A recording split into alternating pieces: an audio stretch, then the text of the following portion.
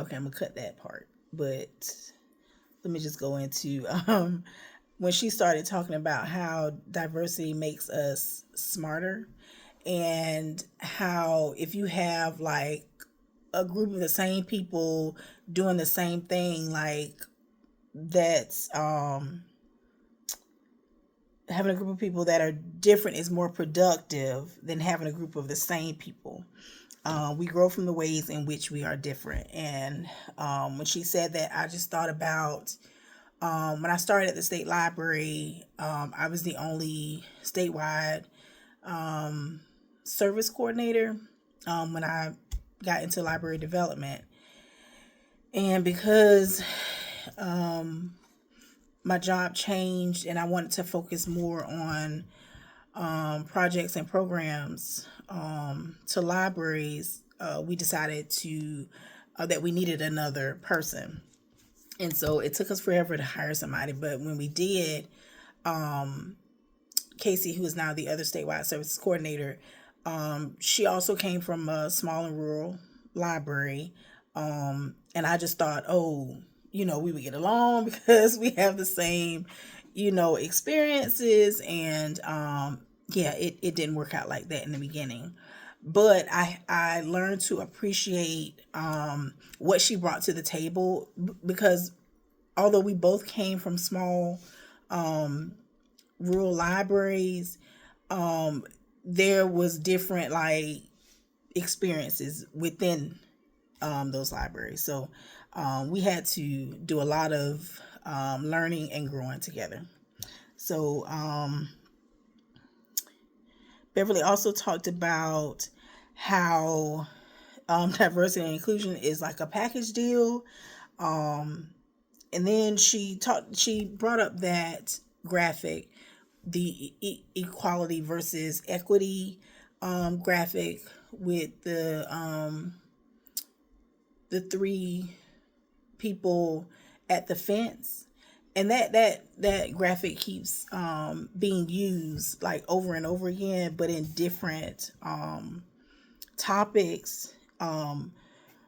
But she went further and talked about how although equality versus the equity, there's a liberation piece. And the liberation piece is where you get rid of all the barriers. And I was just like, huh, that makes a lot of sense. It makes a lot of sense. And then she talked about, she gave a shoe size example. And I love when these webinars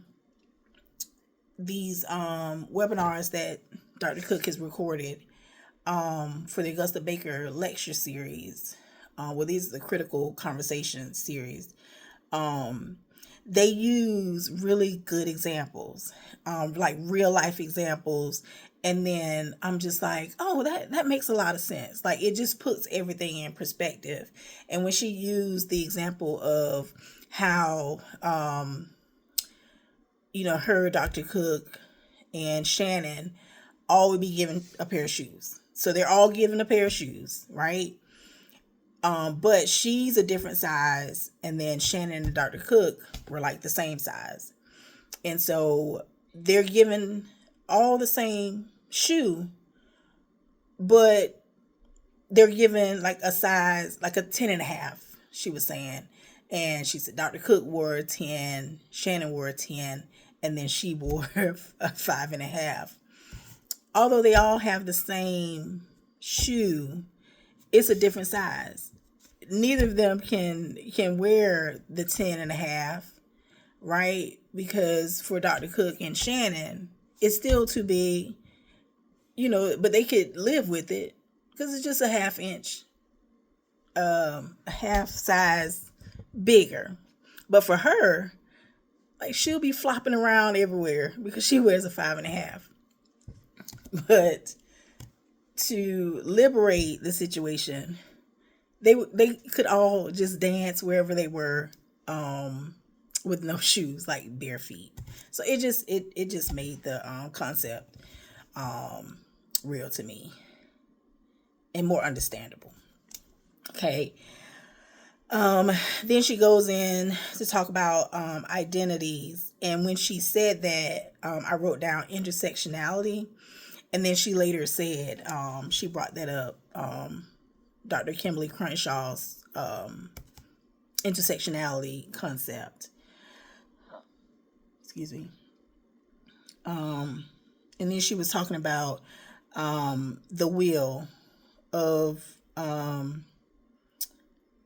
that had all of her identities on it. And she talked about how the outer wheel changes over the years. Like, your religion may change. What else did she say? I should have written it down. But the outer wheel may change over the years, and they are acquired. The inner wheel is more stable, but can change. Forgot to write a note there. Okay, so I'm gonna move on for that because I didn't write down the right notes. She talked about the 4 eyes of oppression: ideological, institutional, interpersonal, and internalized, and they all build off of each other. And so, like, ideological leads to institutional, and then the concept of institutional leads to interpersonal, and then interpersonal leads into internalized. This is where, like, the negative stereotypes, and then she talked about the doll study from years ago. Learn as much as you can about what you don't know, about people who don't look like you. And then she talked about the book by Deborah Plummer, and cross-racial friendships. And it made me think about my friendships with my white friends. I think, like, I have 2 really good white friends that I consider best friends. And I don't think that I've ever had, like, a racial conversation with one of them. And I know for a fact that her husband voted for Trump, but, like, we never talk about it. And I know, like, now I feel like it's a conversation that I want to bring up. And I don't know if I want to bring it up to see if there would be, like, a reaction, or if there would, or I don't know. I don't know how to feel about it. But, like, I feel like I need to have the conversation. But I don't want that to ruin our friendship either. Like, I've been friends with her for over 20 years. So I don't know. I will keep you guys posted, because, like, I didn't know how to feel about that. My other friend, who I've known for about 10 years, we have had, like, open conversations. She told me her parents did vote for Trump. She did not, and she was very upset. But she just does not have the same views as her parents. And but I don't know, like, it's always been open with us. So I don't know. I will keep you guys posted before this class ends. Okay. So then it goes into Shannon comes in, and when she was introducing herself, and she showed a picture of her partner and her brother, and she made the statement that, like, she doesn't necessarily, I think the worry that she has about her partner and brother is, like, are things that you wouldn't necessarily be concerned with. And I've had those same, like, fears, like, one day my phone is going to ring, and, something about my brother. He's 25. He's driving. If he gets stopped by police, like, by the police, like, we've had to have those conversations of, just put your hands on the wheel. Don't say anything, make sure you say yes sir, no sir, yes ma'am, no ma'am. Like, those are the conversations like that we have to have, that we should. So I really related to her on that. Um, like, people are carrying around a lot. And I have a coworker that always says, everybody has a story, and it's so true. You never know what people are going through. People show up for work, they're smiling. You just don't know what they're dealing with. Um, and she said you need to know as much as you can about your identities and other people around you identities. Um, Excuse me. Trying to hurry this along. Um,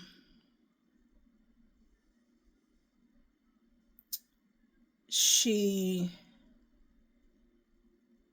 she talked about, ask questions. Is your library inclusive?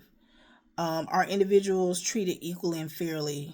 What does racial and ethnic makeup of your library look like? And I've been, like, the last couple of weeks, I've been really, like, thinking about this. And what did she also, when she started talking about who's missing from your sphere of influence, like your personal circles. And I had to smile because, like, I've always had friends outside of my race. I've always had, um, I don't know, like, I've just always had um, friends from other races. And even now at work, when she was saying, like, who do you ask to go to lunch? I don't eat lunch with just my black colleagues at work. Um, I have lunch with a few different people from my job. Um, I went out with one of the managers maybe like a month or two ago, and it was after a week of us. I don't know what week it was, but it was just, I've noticed that I started looking around at restaurants to see other black people, and if they were having lunch with other black people, or if there were white people or other people from other races that they were eating with. And I was like, I never used to think about that, or pay any attention to that. So I had to smile because I feel like my sphere is very diverse. And even more so, I'm meeting with other um, people outside of my race, and meeting other people through them. So um, I think that was a good thing. Let me move this along. Okay. Um, so we go into the video, diversity work is labor, with Angel Truesdale. I really enjoyed that video as well. She talked about vocational awe that has come up a couple of times over the weeks in our discussions. Work is not simply it's work. It's not simply a passion. Diversity work. She talked about emotionally invisible labor. Um, and just talked about some of her library programs. And then, she was talking about her experience with discrimination after she had done a display for her library. And, like, she was getting emotional, telling us about it. And I felt myself, like, getting upset. Like, I was upset. Um, and I was like feeling for her. And I was just like, talking. It's a recording. Like, it's okay. It's okay if you want to cry. Go ahead and cry. Um, just talking to the screen, but yeah. I really enjoyed her take on cultural humility. She said it's a lifelong commitment to self evaluation and self critique. Um, This is not a destination. It's an ongoing and lifelong process, and it has to be sustainable. And we've talked about that too in the last couple of weeks. Um, Building collections in the community, practicing mindfulness. I have to get better with this. Like with everything going on, that's what I should have been doing this week. Just taking those breathing breaks that she had us do, in counts of four. Like even when I did it while she was doing it, it was just like you could feel like the weight like being lifted. So I have to make a conscious effort and be intentional about, practicing mindfulness. Because especially in the times that we're in now, like we're gonna need it. Um, when she was talking about emotional intelligence, one thing that I wrote down, um, putting on another face at work. We do this a lot. Um, we do this a lot. Um, like I said, with everything that's going on this week, the last couple of weeks, still having to go in and just like serve our communities. I still had to show up to meetings, smiling and trying to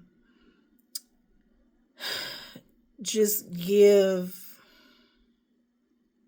I don't know the words I need to use, but still trying to show up for, you know, these libraries and, you know, just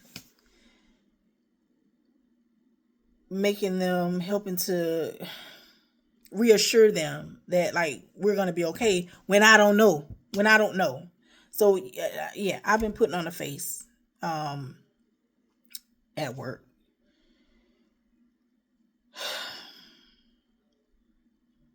Okay, I'm gonna move forward because I always go so much. Okay, so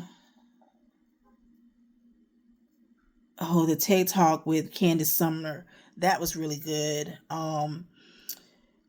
She was talking about, this is one of the statements she made, the quality of your education is directly proportionate to your access to college, jobs, the future. That is so true. Um, Talk about my experience. I don't know what I was gonna put there. Okay.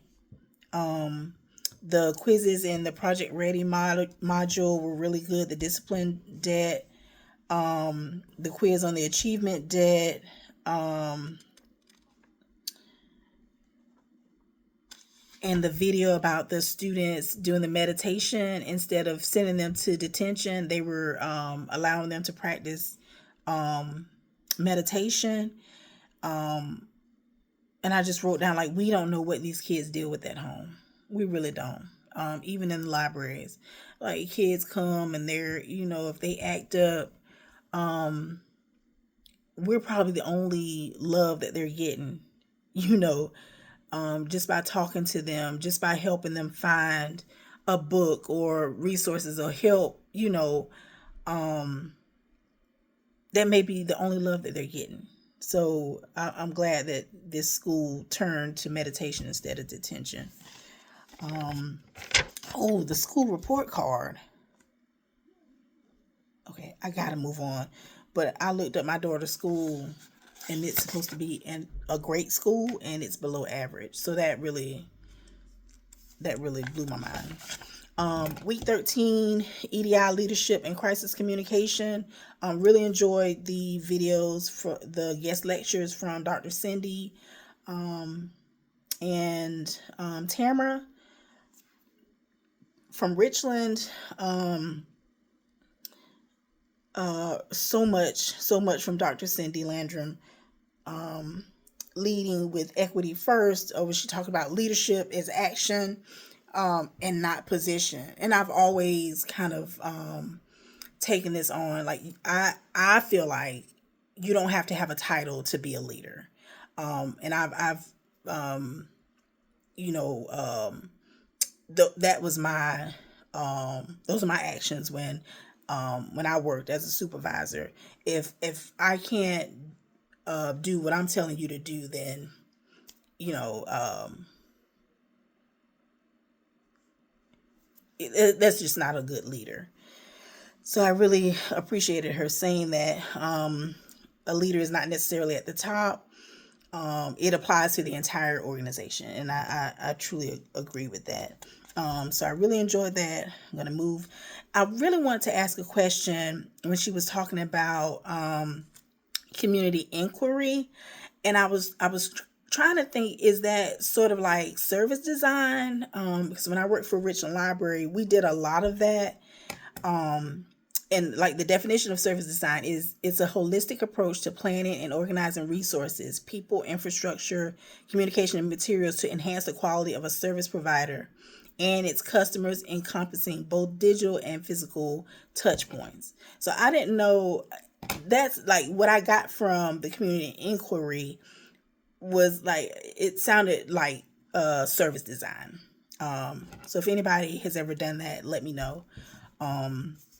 So